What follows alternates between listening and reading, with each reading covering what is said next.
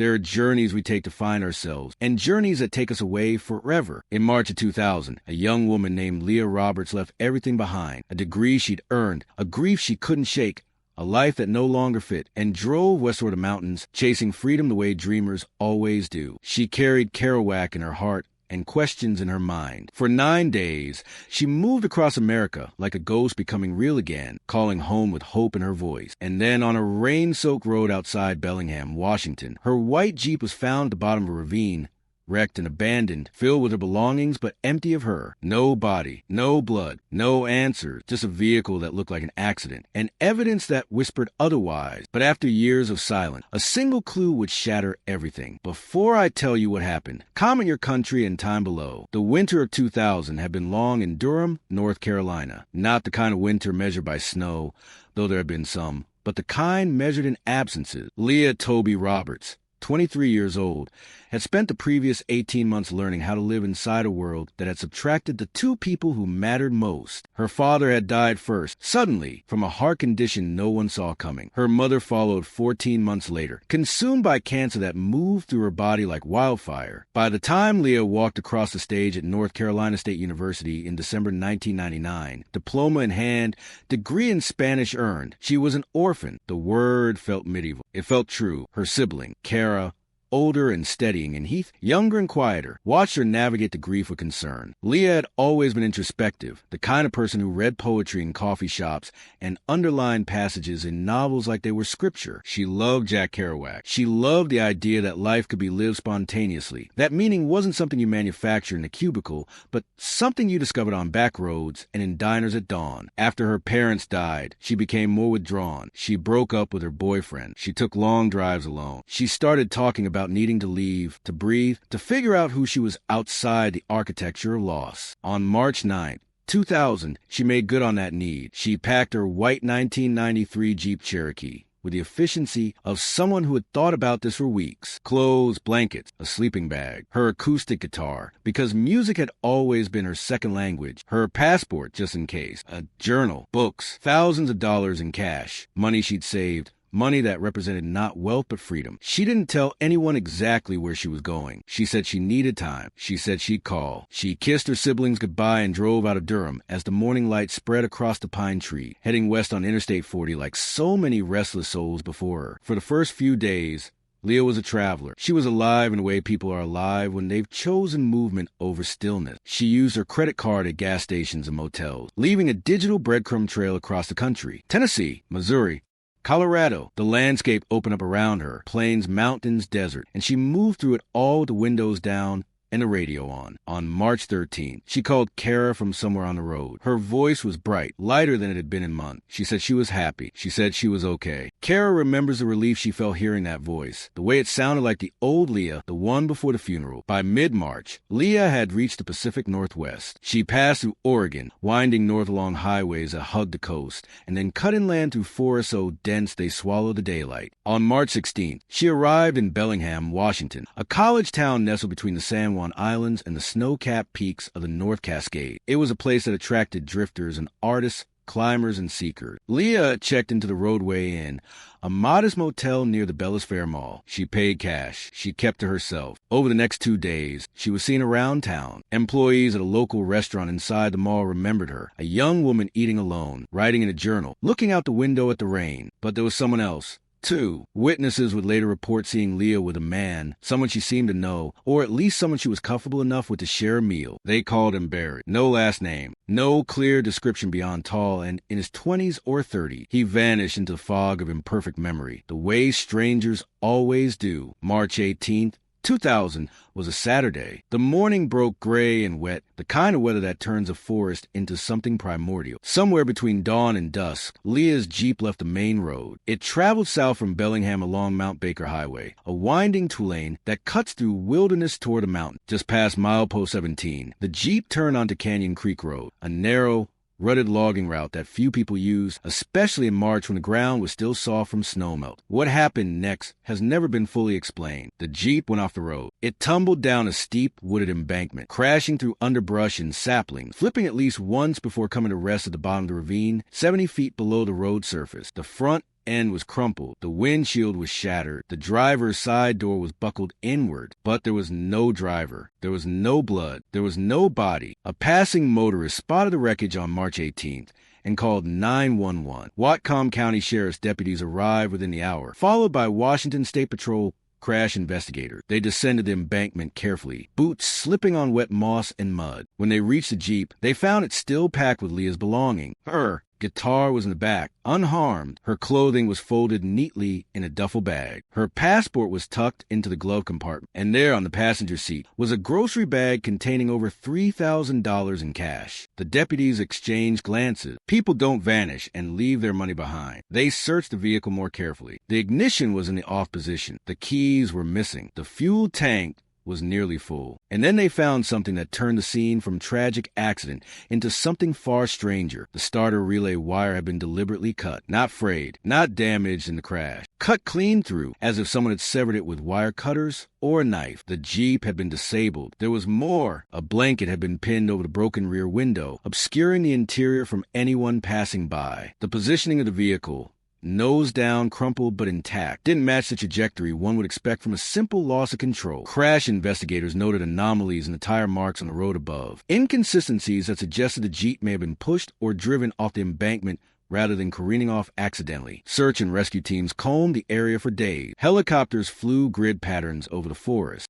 9 units tracked scents that led nowhere. Divers checked nearby creeks and ravines. Volunteers from the community, people who had never met Leah but who felt the pull of her story, walked shoulder to shoulder through the woods, calling her name into the silence. They found nothing. No clothing. No sign of struggle. No trace of Leah Toby Roberts. By the end of March, the search was scaled back. By April, it was suspended. The Whatcom County Sheriff's Office classified the case as a missing person investigation with suspected foul play. Detectives interviewed motel staff, restaurant workers, and anyone who might have crossed paths with Leah during her 2 days in Bellingham. The man called Barry was never identified. Some witnesses weren't sure they'd actually seen him. Others insisted they had. The story fractured into competing versions, each one plausible, none conclusive. Leah's siblings flew to Washington. They stood at the edge of Canyon Creek Road and looked down into the ravine where their sister's Jeep had been found. Kerouac tried to imagine what had happened. Heath tried not to. The forest absorbed their grief the way it absorbed sound. Quietly, completely. They returned to North Carolina with more questions than they'd arrived with, carrying their sister's belongings in cardboard boxes, her guitar in a case that still smelled faintly of her perfume. The case went cold, not because investigators stopped caring, not because the evidence didn't matter, but because there was nowhere left to look. Leah had driven into the wilderness and disappeared, leaving behind a wrecked vehicle that told a story no one could fully read. The leads dried up. The tips stopped coming. The media moved on to other tragedies, other mysteries, and Leah Roberts became what she had never wanted to be: a ghost story, a cautionary tale, a name in a file cabinet in a sheriff's office in a town she'd only visited once. Time moves differently for those left behind. While the world spins forward, seasons changing, headlines cycling, lives unfolding, grief holds its ground. For Kara and Heath Roberts, the years after Leah's disappearance were not a linear progression, but a loop, each March 18th returning them to that wet roadside in Washington, to the question they could never stop asking: where is she? In the beginning, hope was something they clung to like driftwood. The first year, they told themselves it was possible Leah had survived. Maybe she wandered away from the crash, disoriented, and been picked up by a passing stranger. Maybe she'd suffered amnesia. Maybe she'd chosen to disappear, to start over somewhere far from grief and memory. These were the stories families tell themselves when the alternative is unbearable. Kara became an archivist of her sister's life. She collected every photograph, every letter, every scrap of paper Leah had touched. She created flyers with Leah's face on them, smiling, dark-haired, eyes bright with intelligence, and mailed them to police departments across the Northwest. She built a website she called Tip Line. She stayed awake at night scrolling through missing person databases, searching for a match, a sighting, a miracle. He threw himself into work, into distraction, into the small mercies of routine. But neither of them moved forward. They orbited the loss, caught in its gravity. The first anniversary came and went. Kara lit candles at her parents' grave, adding Leah's name to the headstone she didn't yet have. The second anniversary was quieter, more private. By the third, the phone had stopped ringing. The media inquiries had ceased. The community that had rallied around the search in those first desperate weeks had returned to their own lives, their own concern. People were kind. They asked about Leah when they saw Kara at the grocery store. They said they were still praying. But the urgency had faded. Leah was becoming a memory, not a mission. The Whatcom County Sheriff's Office kept the case open, but resources were limited. Detectives moved on to new cases, active cases, cases where the trail was still warm. Leah's file was boxed and shelved, joining the rows of other unsolved disappearances that lined the walls of the records room. Occasionally, a new investigator would pull the file, read through the reports, and shake their head at the strangeness of it all. They'd add a note, make a phone call, and then move on. Nothing changed. Kara and Heath learned to live inside the ambiguity. They set a place for Leah at Thanksgiving dinner for the first few years, then stopped when it became too painful. They celebrated her birthday every February 6th, baking a cake no one ate, singing to an empty chair. They kept her room untouched in Kara's house, a museum of a life interrupted. Her guitar sat in the corner, unplayed. Her books lined the shelves, pages unturned. Her journal, the one she'd taken on the trip, was still missing, presumably lost with her, carrying whatever final thought she'd written into the void. The not knowing was its own kind of torture. If Leah were dead, there could be funerals, rituals, closure. If she were alive, there could be hope, searching, reunion. But in the gray space between those possibilities, there was only waiting. And waiting was exhausting. Kara attended support groups for families of the missing. She met others who lived in the same liminal space, parents of vanished children, spouses of disappeared partners, siblings like herself who carried the weight of unanswered questions. They shared strategies for survival. They talked about the guilt. Should I have stopped her from leaving? Should I have called more? Should I have known? They talked about the anger. Why won't the police do more? Why won't anyone care? They talked about the small, stubborn flame of hope they couldn't extinguish, no matter how many years passed. By the mid-2000s, Leah's case had become one of Washington state's enduring mysteries. True crime forums on the early internet picked up the story. Amateur sleuths debated theories. Had she been murdered by the mysterious Barry? Had she staged her own disappearance? Had she been the victim of a serial predator known to operate in the Northwest? Each theory was plausible. Each theory was unproven. Leah's face appeared on lists of unsolved cases, alongside names like Maura Murray and Amy Lynn Bradley, women who had vanished into thin air, leaving behind only questions. Kara read every theory, every post, every comment. Some were thoughtful, some were cruel, some were absurd. She responded when she could, correcting misinformation, thanking people for their interest, begging anyone with information come forward. But the tips that came in were dead-end, hoaxes, mistaken identity, well-meaning but unhelpful sightings from across the country. A woman in Idaho who looked like Leah but wasn't. A hitchhiker in Montana who matched the description but disappeared before police could follow up. Shadows and echoes, never substance. The years accumulated like sediment. 5 years, 7, 10. Kara aged out her 20s, then her 30s. Heath married, had children, tried to build a life separate from the sadness, but Leah remained between them. The sister they couldn't save,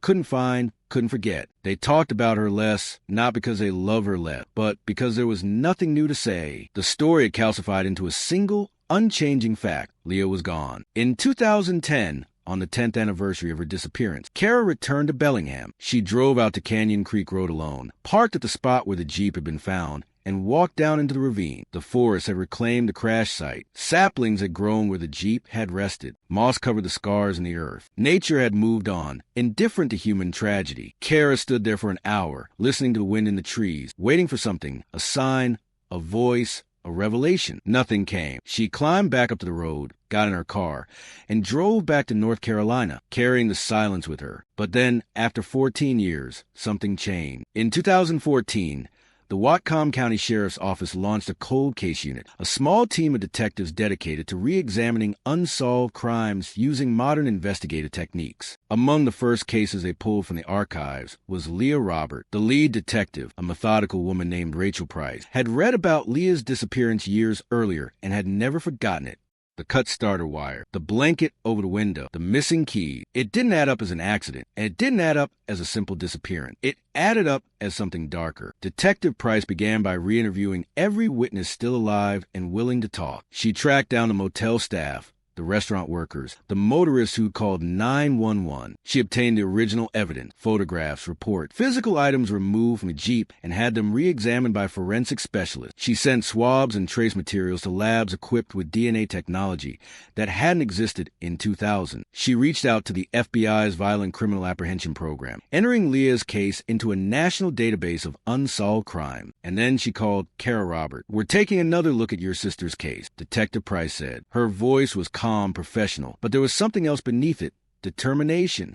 I can't promise you answers, but I can promise you effort. For Kara, the phone call was oxygen after years of suffocation. She flew to Bellingham, met with the cold case unit, provided everything she collected. Leah's writing, her letters, her photographs, her credit card records from the trip. She walked them through Leah's mindset in those final months, the grief she'd carried, the hope she'd been seeking. Detective Price listened, took notes, and made no false promises. The investigation moved slowly, methodically. Detectives recanvassed the area around Canyon Creek Road, knocking on doors of homes and cabins that had been there in 2000, asking decades-old questions of people with fading memory. They reviewed satellite imagery from the time period, looking for vehicles or activity near the crash site. They re-examined the Jeep itself, which had been stored in an evidence warehouse, using advanced techniques to search for fingerprints, fibers, anything that might have been overlooked. In 2016, Detective Price had the Jeep transported to a forensic reconstruction lab. Engineers and crash analysts studied the damage pattern, the angle of impact, the distribution of debris. Their conclusion matched what investigators had suspected in 2000. The crash had been staged. The vehicle had likely been driven or pushed off the embankment deliberately, positioned to look like an accident. But staged by whom and why? The question of Barry resurfaced. Detectives combed through old surveillance footage from the Bellis Fair Mall, but the tapes had been recorded over long ago. They checked hotel registry for anyone named Barry who had been in Bellingham in mid-March 2000. Dozens of names, none connected to Leah. They interviewed everyone who had known Leah in North Carolina, searching for any mention of a Barry she might have planned to meet. Nothing. The truth was, Barry might not have even been real. Witness testimony is notoriously unreliable, especially years after the fact. The man Leah was allegedly seen with might have been a fellow traveler sharing a table, a stranger making small talk, or a figment of misremembered detail. Or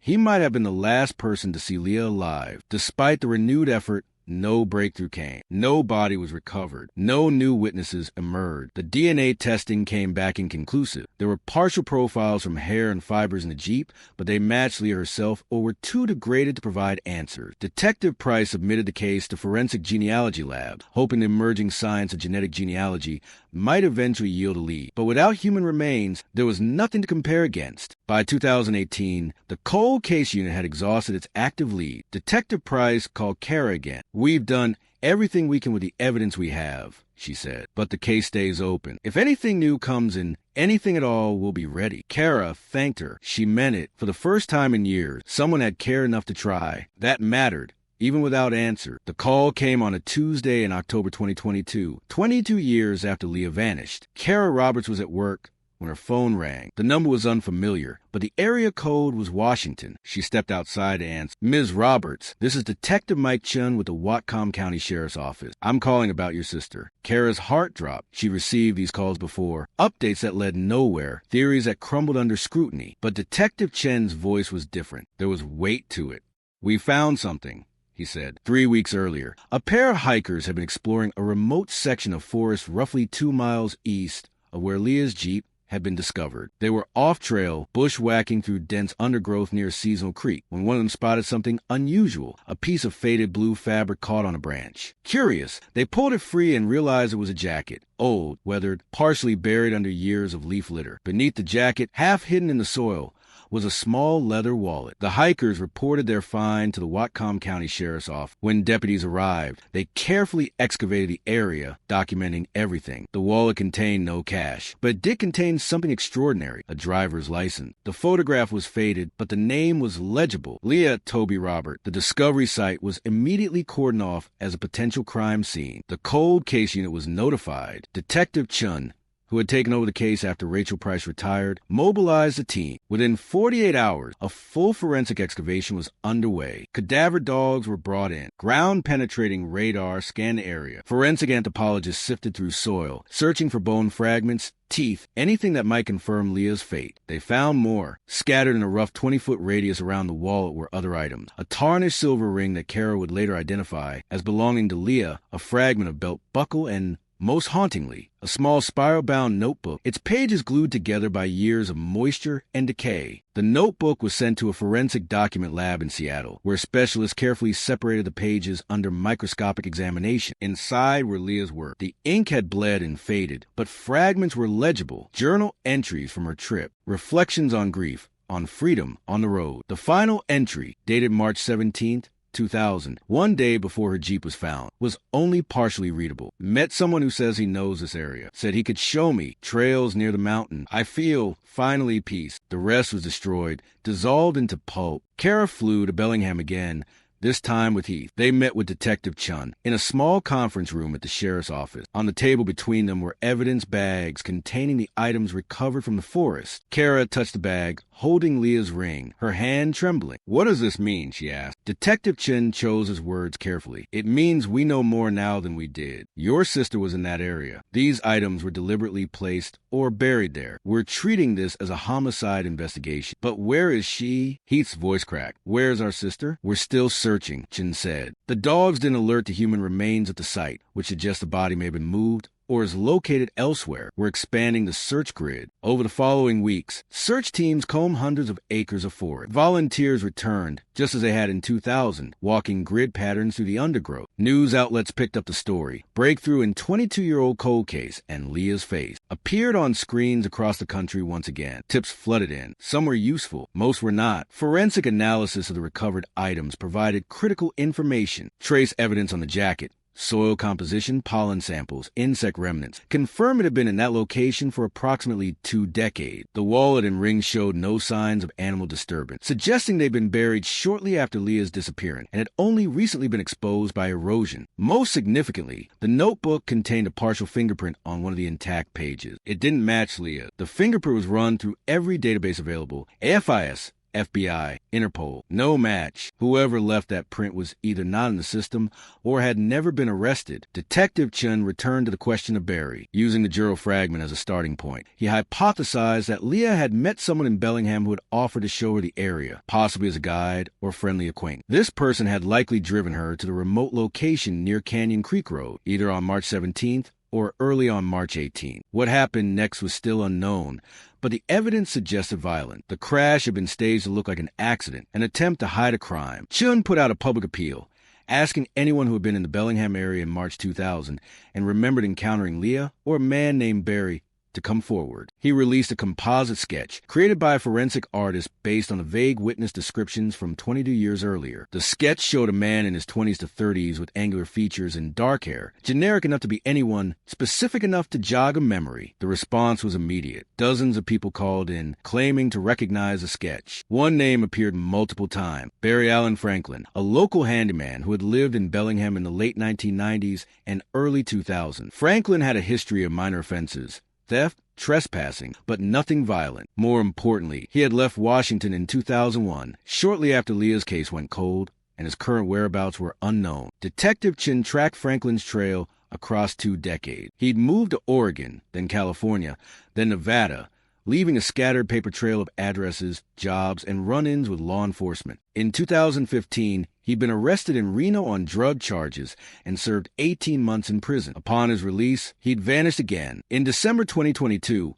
a breakthrough: a DNA sample from Franklin's 2015 arrest was compared against the degraded genetic material recovered from the items found in the forest. It wasn't a perfect match. The sample was too compromised, but it was consistent. Franklin could not be excluded as a contributor. A warrant was issued for Barry Allen Franklin's arrest on suspicion of homicide. A multi-state manhunt began. They found him in a trailer park outside Las Vegas in January 2023. Barry Allen Franklin, now 51 years old, had been living under the name Barry Stevens, working cash jobs and staying off the grid. When federal marshals surrounded his trailer at dawn, he came out quietly, hands raised, a defeated look on his weathered face. He was extradited to Washington within 72 hours. The arrest made national news. Man arrested in 23-year-old disappearance of North Carolina woman. Kara and Heath were notified before the media announced it. Kara sat on her porch and cried. Not tears of joy, not tears of relief, but tears of recognition. The nightmare had a name now. It had a face. Franklin was arraigned in Whatcom County Superior Court on charges of second-degree murder. He pleaded not guilty. Bail was denied. His public defender argued that the case was circumstantial, built on degraded evidence, and a fingerprint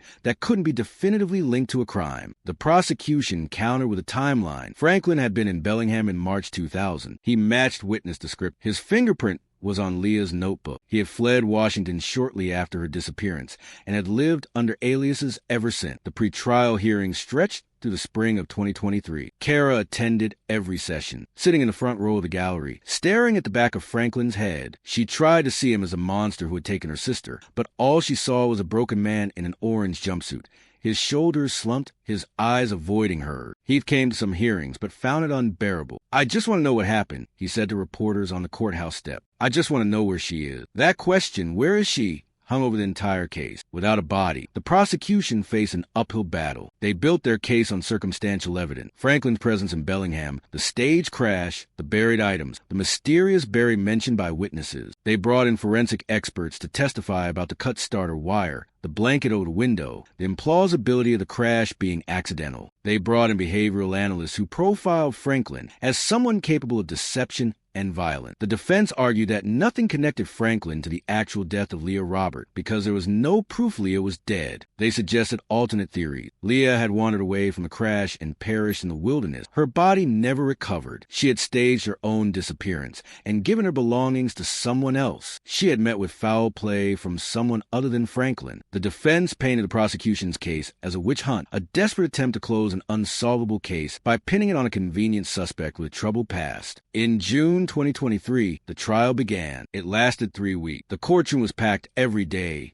Journalists, true crime enthusiasts, Bellingham residents who remembered Leah's disappearance, and always, in the front row, Kara and Heath Roberts. The prosecution's star witness was a former cellmate of Franklin's from his time in Nevada. The man testified that Franklin had, during a late-night conversation in 2016, alluded to something bad he'd done in Washington years earlier. He said he met a girl, and things got out of hand, the witness recounted. He said he'd buried it, and no one would ever find it. The defense attacked the witness's credibility, pointing out his own criminal record and suggesting he was testifying in exchange for leniency on unrelated charges. Kara took the stand. She told the jury about Leah not as a case file, but as a person. She described her sister's love of poetry, her grief after their parents' deaths, her need to find meaning on the open road. She cried when she described the last phone call, the lightness in Leah's voice, the hope. She looked directly at Franklin when she said, "Someone took that hope away from her. Someone took her from us." Franklin never took the stand in his own defense. His attorney advised against it, knowing the prosecution would tear him apart on cross-examination. Instead, the defense rested on reasonable doubt, arguing that the state had failed to prove beyond any doubt that Franklin had killed Leah Roberts. The jury deliberated for 2 days. On a warm afternoon in late June, they returned a verdict: guilty of second-degree murder. Franklin showed no emotion. Kara collapsed into Heath's arm, sobbing. Outside the courthouse, she addressed the gathered media. "This verdict doesn't bring Leah back," she said,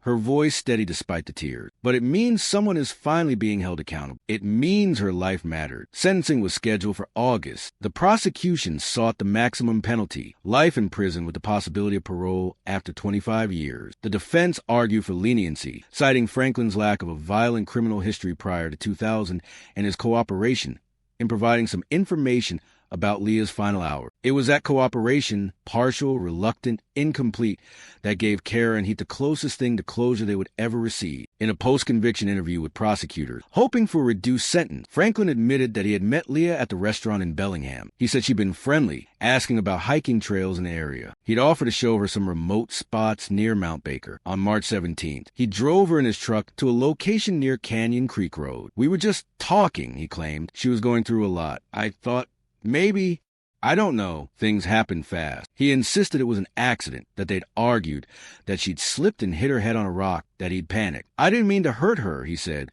his voice flat. "I just didn't know what to do." When asked where he put her body, Franklin's answers became vague. He claimed he couldn't remember the exact location, that it had been dark, that he'd been drunk. Prosecutors believed he was lying, protecting himself from additional charges, or preserving some final shred of control. Search teams returned to the forest multiple times, following Franklin's directions, but found nothing. Leah's remains, if they exist, are still out there somewhere beneath the pine, held by the earth. On August 15th, 2023, Barry Allen Franklin was sentenced to 35 years in prison without the possibility of parole. He will be 86 years old if he ever sees freedom again. In her victim impact statement, Kara addressed him directly. "You stole my sister's future," she said. "You stole our family's peace. You can't give those back. But you will spend the rest of your life paying for what you did. and that will have to be enough. Franklin was let out of the courtroom in handcuffs. He did not look back. The forest outside Bellingham changes with the season. In autumn, the maples turn gold and red, their leaves drifting down to cover the forest floor. In winter, snow blankets the trail's muffling sound, erasing footprint. In spring, the wildflowers return, lupin, trillium, Indian paintbrush, splashing color against the green. And in summer, the sun filters through the canopy, warming the moss-covered ground where, somewhere, Leah Roberts rests. Kara and Heath return to Washington every year now, usually in March, close to the anniversary of Leah's disappearance. They hike the trails near Canyon Creek Road, not searching. The official searches have ended, but remembering. They leave flowers at the spot where the Jeep was found, now marked by a small memorial plaque placed by the Whatcom County Sheriff's Office. The plaque reads, "In memory of Leah Toby Roberts, 1976 to 2000. Forever seeking, forever loved. The case in the legal sense is closed. Franklin is in prison. The convictions stand. But in a deeper sense, the case remains unsolved. Leah's body has never been recovered. The full truth of what happened on March 17, 2000,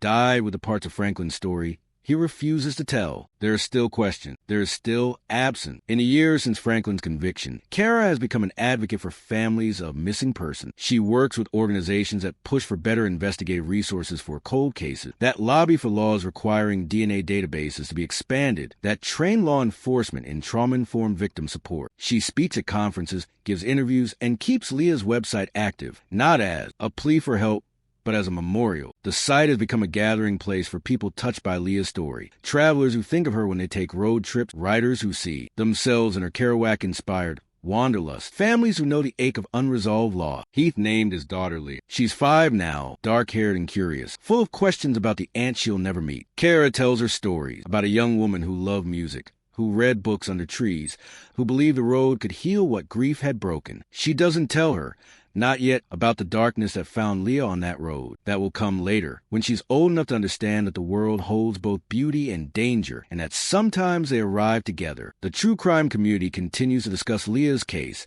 dissecting every detail, debating Franklin's guilt, speculating about what he's still hiding. Some believe he acted alone. Others think there were accomplices, other victims, other secrets buried in the forest. Kara has learned to tune most of it out. People want a neat ending, she told a reporter last year. But real life isn't neat. Sometimes you get justice without closure. Sometimes you get answers without peace. And sometimes you just have to learn to live inside the question. The Jeep, after being held as evidence for over 2 decades, was finally released to Kara in 2024. She thought about having it restored, about keeping it as a tangible connection to her sister. But in the end, she donated it to a museum dedicated to missing persons cases. It sits there now, under soft light, accompanied by a placard that tells Leah's story. Visitors pause to read, to look at the photographs, to imagine a young woman driving west with hope in her heart. Some leave flowers, some leave notes. "We remember you, Leah.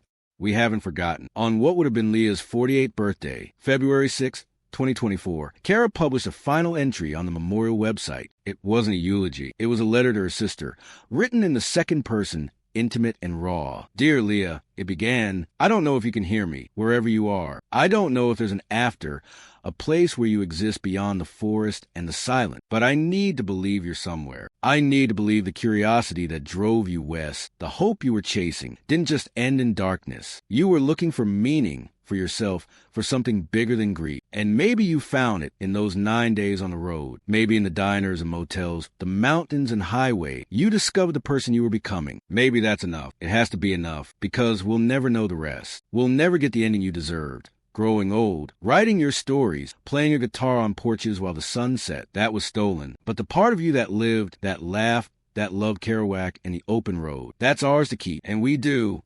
Every day, I see you in every sunset, hear you in every song, feel you in the wind. You're not lost, Leah. You're carried by me, by he, by everyone who hears your story and remembers that behind every cold case is a person who matters still. I miss you, I love you, and I'll keep telling your story until I can't anymore. Until we meet again, wherever the road goes next. Your sister, Kara. In the end, Leah Roberts' story is not about how a life was taken, but about how a life was lived, and how those who love refuse to let it be forgotten. It's a reminder that justice, when it finally arrives, doesn't erase the years of waiting, the birthdays missed, the silence that echoes through empty rooms, but it does offer something vital, acknowledgement, a recognition that this person existed, that their absence mattered, that someone will be held accountable. Franklin's prison sentence cannot restore the future Leah lost, cannot return her the family that mourned her for 23 years. But it does this. It says her life had value. Her death will not be ignored. Leah set out in March of 2000 to find herself on the road, to discover meaning in motion. She found danger instead. But in the decades since, her story has found meaning